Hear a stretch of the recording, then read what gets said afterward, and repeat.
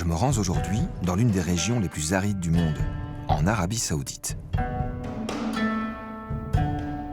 Au nord du désert du Hidjaz se trouve une cité antique qui jusqu'à présent n'avait jamais été véritablement fouillée, la mystérieuse Égra.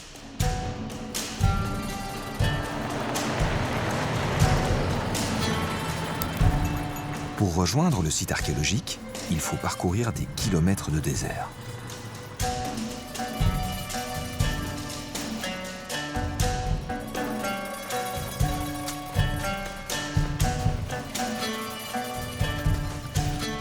Dans cet endroit du monde règne un climat que l'on appelle hyperaride. Et au plus fort de l'été, la température dépasse les 50 degrés. On pourrait croire que dans un environnement aussi inhospitalier, l'homme ne se serait jamais installé. Et pourtant, se trouve ici un des hauts lieux de l'Antiquité, abandonné depuis des siècles au sable du désert.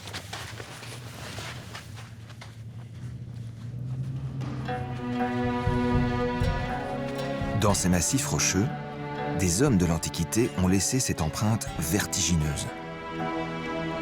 Il s'agit d'un tombeau. Cette architecture est la signature d'un peuple de légende, les Nabatéens. Ce riche peuple de caravaniers, contemporain des Grecs, a régné en Arabie entre le IIIe siècle avant et le IIe siècle de notre ère. De tels tombeaux, Égra en compte une centaine. Mais de cette nécropole, perdue au milieu du désert, on savait peu de choses. Jusqu'à ce qu'en 2008, le site soit classé par l'UNESCO et que le gouvernement saoudien lance pour la première fois des fouilles d'envergure.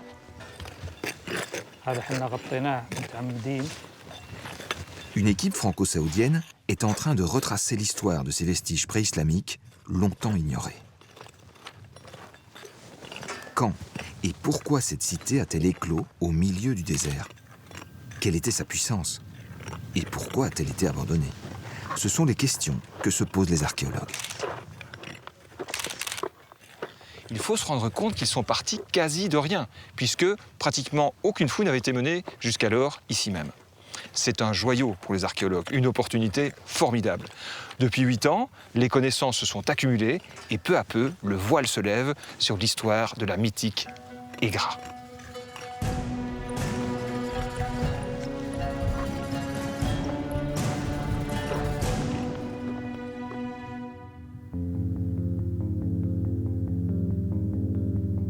Quand en 2008, les archéologues obtiennent l'autorisation de fouiller ce site, ils ne disposent alors que d'un rare mais précieux témoignage. Celui de 2 pères dominicains, Raphaël Savignac et Antonin Jossen, qui visitent le site en 1907 et le photographient. Leur voyage est compliqué, car le site est gardé par des hommes armés, et le contexte politique, opposant les tribus arabes aux Ottomans, est particulièrement tendu. En très peu de temps, ils immortalisent une partie des vestiges et font le rapprochement avec la capitale des Nabatéens, Pétra, à 500 km de là, dans l'actuelle Jordanie.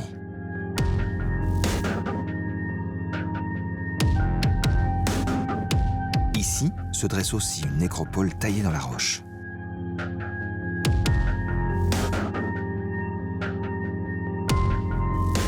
Des tombeaux au style inimitable, dont on retrouve l'empreinte en Arabie Saoudite.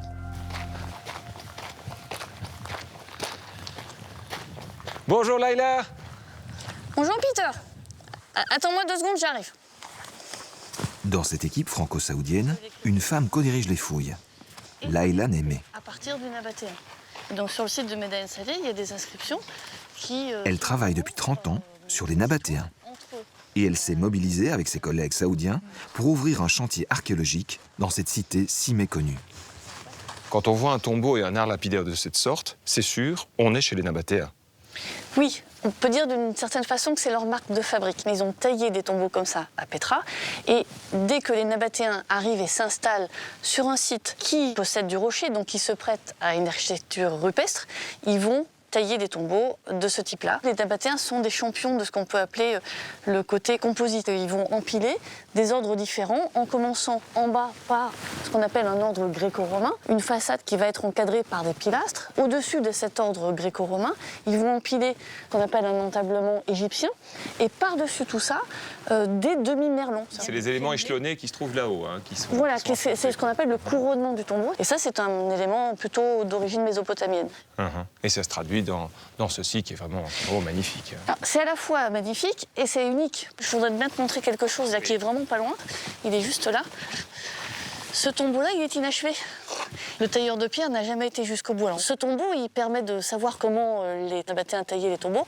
Il commençait par le haut, avec un accès. On voit les petites encoches sur la partie... Celles qui sont là, oui, tout voilà. à fait. Donc, qui permettait aux ouvriers, aux tailleurs de pierre, de quitter le chantier. En revanche, il terminait chaque tranche complètement. C'est-à-dire on voit que c'est dans le grand détail. Il est là, complet, terminé, en tout cas dans cette partie-là. Voilà, ils n'y reviennent pas. Le principe, c'est qu'on descend et on ne revient pas sur quelque chose qui a été fait. Pourquoi les Nabatéens ont-ils déployé une telle énergie à construire dans ce désert une nécropole aussi ostentatoire? Les archéologues ont compris que cette installation résultait d'une conquête. En effet, avant les Nabatéens, un peuple vivait ici. Layla en a retrouvé la trace dans ce massif rocheux du site, le Djabal Itlib. On y pénètre par une faille dans la roche.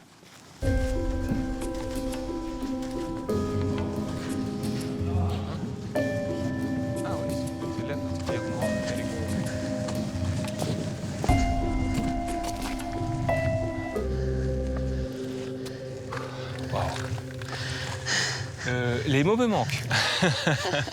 C'est un écrin extraordinaire, hein, après le défilé où on était là comme ça, puis ça s'ouvre dans une perspective énorme. C'est un de mes endroits préférés, ou voire mon endroit préféré à Aigra. Et j'ai retrouvé il n'y a pas longtemps un groupe d'inscriptions. Je te propose qu'on aille en voir, qui sont pas très loin d'ici. Layla est épigraphiste, spécialiste des écritures anciennes. Fais attention en sautant par-dessus la faille. Elle a pu déchiffrer ces graffitis. Donc, tu vois, ça, c'est l'inscription dont je te parlais à l'instant, qui est écrite en caractères d'édamites, qui sont des caractères propres aux populations qui étaient là avant les Nabatéens. Et vers quelle date à peu près? Alors, c'est difficile de les dater, mais a priori, elles seraient datées entre le 5e et le 4e siècle avant Jésus-Christ. Ces premiers habitants ont gravé ici leur nom. Il y a peu de graffitis de ce type sur le site. Les archéologues en ont conclu que cette première occupation se limitait au mieux à une bourgade. Mais elle possédait un trésor qui a attisé la convoitise des Nabatéens. Tu vois les rochers qui sont au bout là-bas? Au pied, il y a un rideau d'arbres qui correspond au cours du Wadi. Et le Wadi, c'est un cours d'eau intermittent. Et les traces de ces premiers habitants, on les a retrouvées justement le long du Wadi. Ce qui n'est pas étonnant parce que, évidemment, l'accès à l'eau était plus facile. Donc c'est normal qu'ils se soient installés là. On comprend d'autant mieux pourquoi les Nabatéens, à leur tour, sont venus s'y installer quelques temps plus tard. C'est bien évidemment la présence de l'eau qui a conditionné l'installation des Nabatéens quand ils sont arrivés ici. Une bourgade près d'une oasis. Voilà ce qu'était sans doute Aigra avant la conquête par les Nabatéens. Alors quand ces derniers ont-ils décidé de s'installer ici? Les archéologues savent, grâce aux textes antiques, que les Nabatéens parcourent ce désert depuis le IIIe siècle avant notre ère. Aigra est sur la route d'un commerce très lucratif. Les Nabatéens vont chercher en Arabie heureuse, l'actuel Yémen, de l'encens et de la myrrhe. Des produits très prisés en Méditerranée durant l'Antiquité. Leur caravane passe par l'oasis de Aigra. Mais à quelle date décident-ils de l'annexer? Les inscriptions anciennes vont à nouveau livrer aux archéologues de précieux indices. Avec l'arrivée des Nabatéens, un nouveau chapitre s'ouvre dans l'histoire de Aigra. Est-ce qu'on a pu le dater?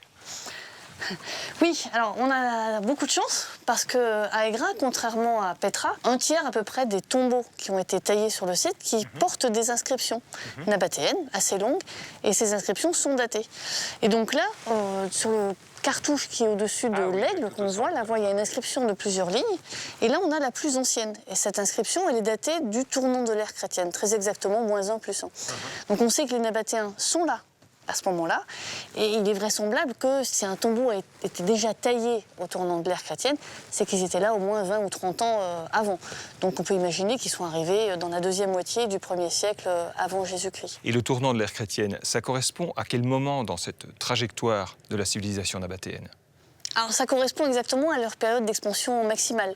C'est à ce moment-là que de Petra, ils s'étendent vers le sud jusqu'à arriver à Aigra, qui à mon avis forme une frontière. Alors pas une frontière au sens moderne du terme, mais plutôt une zone au-delà de laquelle on n'est plus nécessairement territoire nabatéen, simplement dans un territoire qui peut être contrôlé via des pistes caravanières. L'histoire se précise. Les Nabatéens étendent leur territoire jusqu'à cette oasis, un peu avant le tournant de l'ère chrétienne. Ils font de Aigra une ville frontière qui, par son architecture, symbolise leur pouvoir et leur richesse. Il y a 4 ans, Laïla et son équipe ont entrepris de fouiller l'intérieur de ces monuments. Ils y ont fait une découverte inédite.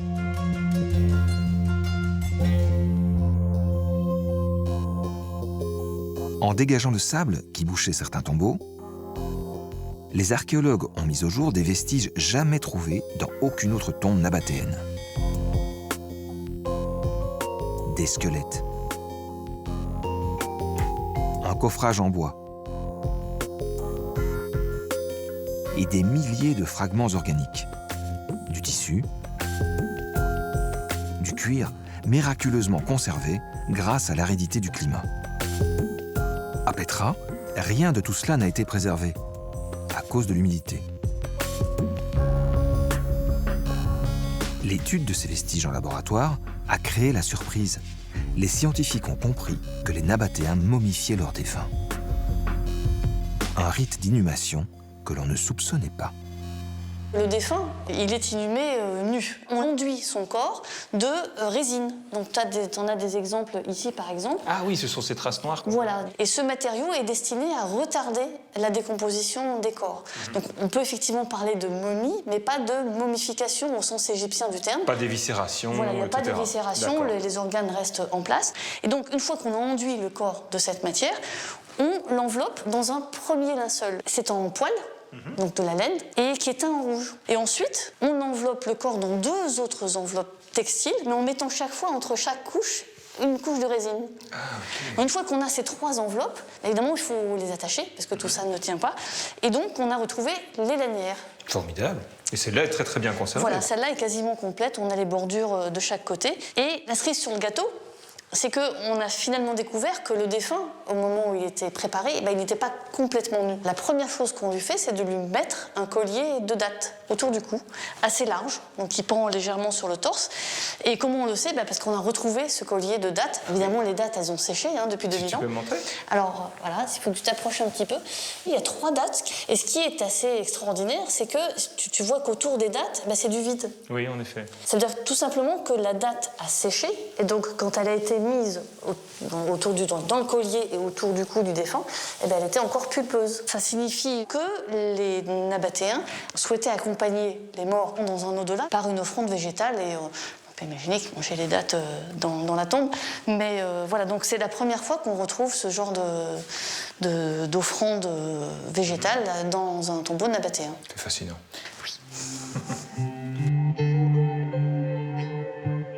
Cette découverte inédite nous apprend que les Nabatéens, qui étaient polythéistes, croyaient aussi en un au-delà. Emmailloté dans plusieurs couches de tissu, le corps était transporté dans un linceul de cuir vers son tombeau. Dans l'une de ces niches, le défunt commençait son dernier voyage.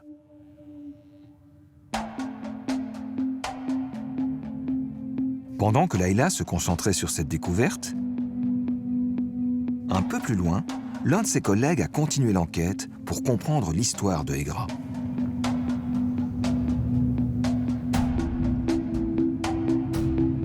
François Villeneuve a cherché la cité des vivants. Il a voulu savoir quelle était l'ampleur de la ville des Nabatéens, quelle était sa puissance. Dans cette immense plaine, très peu d'indices. François a néanmoins retrouvé la trace d'un rempart. Hello François! Hello Peter! Beau poste d'observation, hein? Oui, On peut en oui, ça profiter. c'est magnifique ici. On peut vraiment dominer l'ensemble de la ville et avoir une bonne vision sur le rempart aussi. Je peux te rejoindre? Ah ben monte, monte, monte, tu vas voir, oui, c'est magnifique. Waouh! Ah, c'est vrai que d'ici, on a une perspective complète. Cela dit, franchement, c'est assez amorphe, on ne distingue pas grand-chose. Comment est-ce que tu t'y es pris pour définir cette ville, pour identifier ses limites? Il y avait quelques espoirs et quelques probabilités qu'elle ait un rempart, comme la plupart des villes antiques, notamment dans cette région. Donc on s'est mis en devoir de chercher ce rempart, qui, comme tu le dis, est extrêmement arasé. C'est un rempart de briques crues, qui a été fait à l'époque nabatéenne, au 1er siècle. Et on peut en voir encore des vestiges au sol? On des en traces voit encore des vestiges au sol. Alors, si ici, justement, nous sommes bien placés pour les voir, au premier plan devant nous, on voit des restes de construction en pierre. Et c'est la porte nord dans le rempart de la ville. Si on part de cette porte, on peut suivre assez facilement le rempart en appuyant le regard sur la trace de pneus de voitures. Et à ce moment-là, donc, le rempart refile direction sud-est, si tu veux. Et, François a identifié un rempart de 3 km. Il ceinture une ville de 52 hectares, pour une population estimée à une dizaine de milliers d'habitants.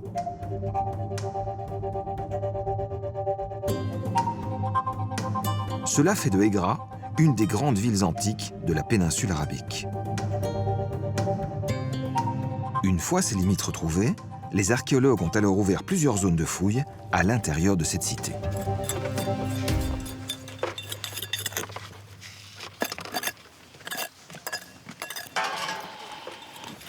Les Nabatéens ont-ils mis autant de fastes dans leurs maisons que dans leurs tombeaux? Daïfallah Al-Tali est l'un des 3 co-directeurs de ce chantier archéologique inédit. Avec son équipe, il a dégagé cette vaste demeure et découvert, à l'intérieur, des témoignages d'une vie confortable. These are the objects you found. Oui, tous ces objets sont issus de la fouille. Ici, nous avons quelque chose d'unique. C'est un pot à cosmétiques. Les femmes l'utilisent dans leur vie quotidienne, pour leur beauté. Et nous avons retrouvé une influence nabatéenne, comme tu peux le voir. Ici, c'est une tête. Oh yeah. Oh, it's beautiful. Oui, très beau. Nous considérons que cet objet témoigne d'une vie luxueuse. Donc là, c'est l'un des indices de la richesse de cette cité. Oui, et cela nous indique que leur quotidien n'était pas basique. Nous avons les preuves d'un train de vie plutôt luxueux. Autre découverte de cette fouille, des pièces nabatéennes qui donnent un nouveau statut à Aigra.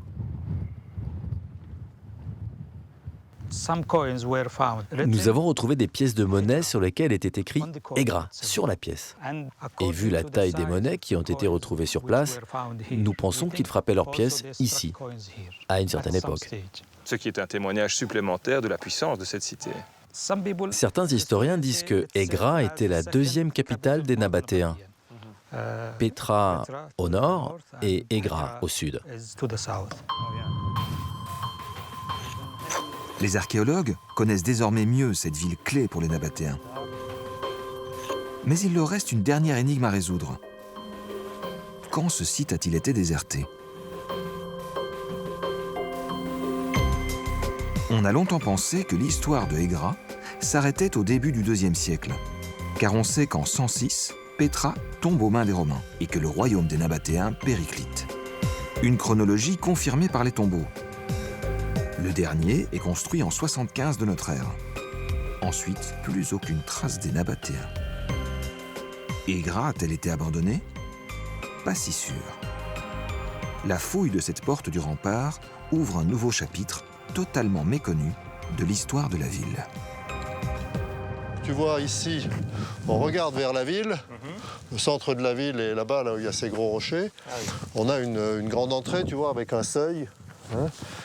À droite, une maçonnerie de pierre, à gauche, une maçonnerie de pierre. On conçoit bien qu'on a affaire à une porte de ville, mais ce qu'on n'attendait pas du tout, c'était la découverte d'inscriptions en latin et d'inscriptions militaires en latin. Cette inscription prouve qu'après les Nabatéens, les Romains se sont installés dans ce désert à plus de 4000 km de Rome. C'est en fait une formule de remerciement au dieu, un dieu militaire qui s'appelle Amon, qui est le dieu de la Légion. Alors l'inscription commence avec le nom de la Légion. Ce qui est intéressant, cette troupe est qualifiée, ici l'avant-dernière ligne, de stationari, on a le i ici, ri, ad porta. Les gens qui sont en station à la porte. Mais alors, ce ne sont pas des troupes de passage, ce sont des gens qui habitent ici, qui sont installés ici. Voilà. Ça nous indique qu'effectivement, militairement, l'armée romaine est venue prendre le contrôle de la ville et établir, ce qui est quand même assez émouvant, la frontière sud-est la plus lointaine de Rome. Donc ça fait quand même un petit quelque chose. La découverte est d'importance, car dans nos manuels d'histoire, la carte de l'Empire romain, au IIe siècle de notre ère, n'intégrait pas ce coin de désert. Désormais, elle le fera. Égra serait-elle aussi devenue une ville stratégique pour l'Empire? Quelle était l'importance de cette cité romaine? Ici, François a découvert le casernement d'une garnison. Mais à part cette structure, rien dans la ville ne porte la marque des Romains.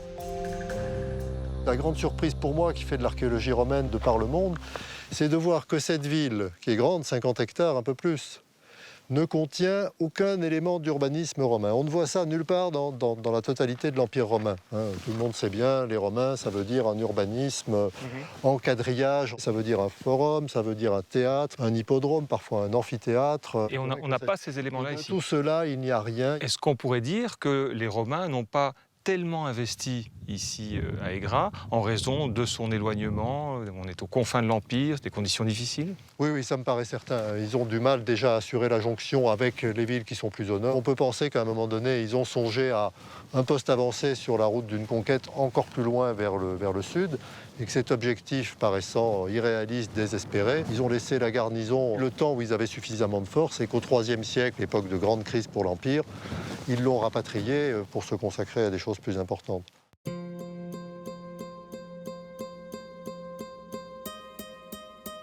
Face à cet environnement hostile, les Romains vont finalement renoncer. Des monnaies, retrouvées en fouilles, ont permis de dater la fin définitive de leur présence. La plus tardive date du milieu du IVe siècle. Les dernières fouilles montrent que dans cette ville abandonnée, une poignée d'habitants, peut-être une tribu arabe de la région, a continué à vivre pendant un siècle. Puis Égra est retourné à la solitude du désert.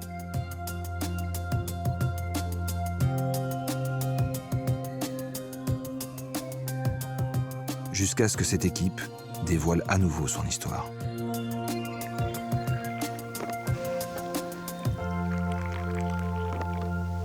تفضلي. شكرا هذا مخصوص. شكرا. I'll take for myself also. Thank you. Comment est-ce qu'on dit santé? صح. L'histoire d'Égra, c'est vraiment éclairé, avec un chapitre pré-nabatéen, village local, et puis ensuite une province très importante du royaume nabatéen, et puis l'arrivée des Romains. Et qu'est-ce que vous attendez pour le futur? Déjà, il reste énormément à apprendre. Nous sommes sur une grande route caravanière, l'autoroute caravanière d'une partie du Moyen-Orient. Pour l'instant, nous avons très peu vu les dromadaires, les chameaux, les endroits où ils s'arrêtent, les caravansérails s'il y en a. Donc c'est une piste de recherche vers laquelle on aimerait bien se tourner un petit peu. And you, Daifala, what are your personal feelings about this collaboration and this project? You know, Saudi Arabia is... Tu le sais, l'Arabie saoudite est un très grand pays avec différentes cultures. Et c'est bien de voir un autre passé, un autre pan de l'histoire de l'Arabie saoudite. Et je pense que ce projet peut servir d'exemple sur comment on peut collaborer, bien collaborer pendant plusieurs années et avoir de bons résultats. Good way of cooperation. Inch'Allah. Inshallah. Yes.